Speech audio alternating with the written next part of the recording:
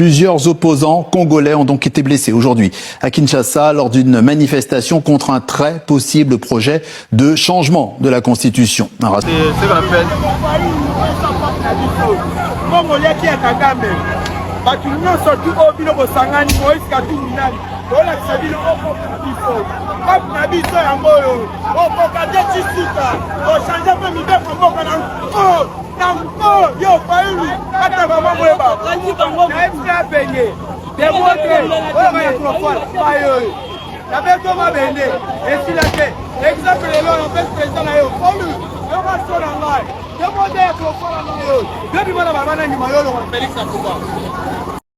avons vu récemment le ministre de l'Intérieur, Kashim Antambo, venir avec les dissidents, les gens qui se sont rebellés contre nous et les installer ici. Ce n'est pas son rôle, premièrement. Le gouvernement doit jouer son rôle. Depuis Kiaboula, tout ce temps, lorsqu'il y avait des problèmes dans des partis politiques, le gouvernement réunissait les partis pour chercher la paix. Pourquoi pas pour ARDF? Nous n'allons pas tolérer.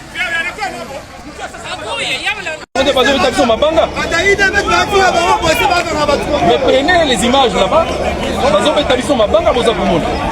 Nous on fait une manifestation pacifique. Hein? Et la police est en train vraiment d'observer.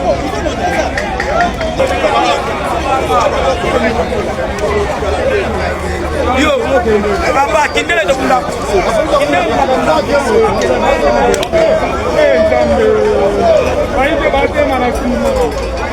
Ça va.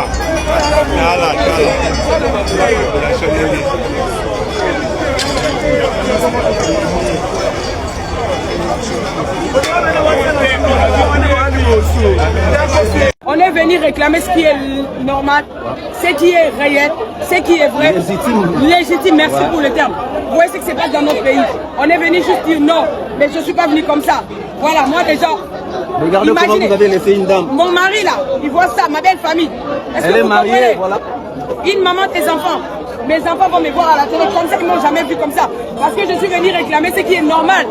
C'est quoi le problème? On n'avait pas d'armes. On est venu avec le mot. On a écrit. L'article 64 nous a appelé. Je vous la parole. Oui, madame. La Constitution nous dit quoi? Si vous voulez faire une marche pacifique, vous écrivez, vous informez. Vous n'avez pas besoin d'une réponse. Vous informez, tout a été fait. Ils savaient, ils étaient saisis. On est arrivé, il n'y a pas eu de deux autres. Mais du coup, il y a Bisso, Olobanini. Nous allons pas céder au caprice, il y a régime, il y a Tshisekedi. Un message à Perrault, Loire à Perrault. Voilà pourquoi Katumbi est important en exil qu'au pays. A failli laisser sa vie. Le président Makaboul a failli laisser sa vie. On n'a pas besoin de combattante de l'ensemble pour le changement. Katumbi. Pour Moïse Katumbi. Voilà. Nous sommes là pour Matata Fono. Voilà. Là où vous êtes président, soyez fort, tenez-vous. Vous allez à Bilenge Bazali. Nous n'allons pas céder. Nous n'allons pas céder. C'est ridicule, vraiment ridicule pour le président Fatou. Je suis désolé, tu as été dans l'opposition longtemps. Tu ne devrais pas nous traiter comme ça. Sérieux, peu importe, tu ne devrais pas nous traiter comme ça. Tu as été un opposant longtemps. Ton père a été un modèle de l'opposition. Moi j'ai beaucoup aimé ton père. Mais tu me déçois. Non, mais je commence à douter. Hypocrite, akomi kokulana la polisi. Ba hypocrite basali la polisi. Na FARDC na chikata. Ba besi ba macheti, ba kunza bito ba da failu. Ba da polisi FARDC. Ba na dilimi tuke. Biso. Peuple andimi akokufa pona failu. Peuple andimi akufa libamboka oyo. Mikono ngeza ya ancien président Sassabou opposant baye kotukutu mango pa kipobe oya kabuya.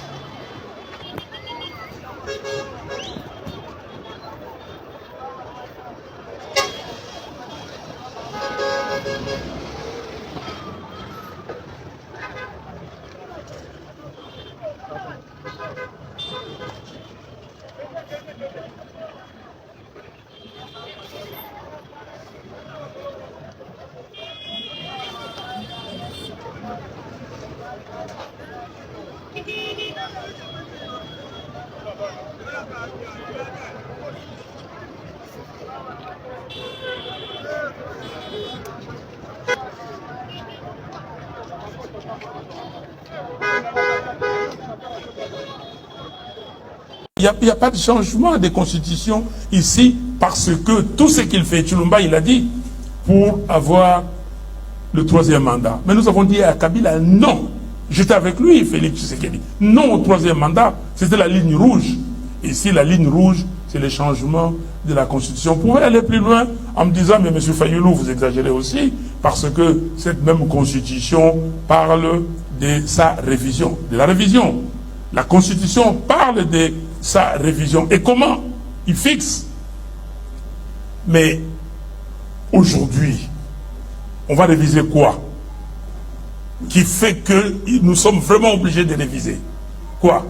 Et vous savez que quand vous êtes dirigeant, vous faites des améliorations, des changements ou en tout cas des révisions des textes. Ça ne doit pas vous profiter. Ok? L'exemple frappant, le président Barack Obama, président des États-Unis, a augmenté les émoluments, les indemnités du président américain. Mais ça ne les concernait pas. C'est pour ceux qui devaient venir après. C'est comme ça partout. Et quand vous commencez la révision constitutionnelle, vous devez embarquer toute la population, faire ce qu'on appelle en anglais des focus groups, les groupes pour expliquer pourquoi. Et un projet de révision de la Constitution peut prendre 2 ans, 5 ans, 10 ans, 15 ans. Quel est votre problème? Donc il n'y a pas un seul article pour nous. Si vous en avez, si vous n'en avez pas maintenant, allez lire cette Constitution de 229, ça, article, et vous allez voir. Vous dites, même ceux qui, je l'ai dit, je les reformule comme ça, qui ont du sang sur leurs mains, ils vont se présenter à ces dialogues. C'est votre question. Mais Doha, c'est quoi au Qatar? Les Doha qui s'est transporté à, comment dire, à Montreux en Suisse, c'est quoi? C'est la discussion entre le gouvernement congolais et ceux qui ont du sang dans leurs mains. Ceux-là, ils ont signé un accord encore. Ils ont, oui, protocole d'accord, et qu'ils ont aligné, qu'ils vont signer. Mais c'est absurde de dire que vous discutez avec eux en aparté à Doha et à Montreux, et vous ne voulez pas associer les autres, parce que vous, le gouvernement qui a usurpé le pouvoir du peuple, vous discutez avec ceux qui vous ont donné les pouvoirs et qui vous ne vous êtes pas mis d'accord. Et encore, personne ne sait s'ils ne se sont pas mis d'accord, parce que ça peut être un jeu.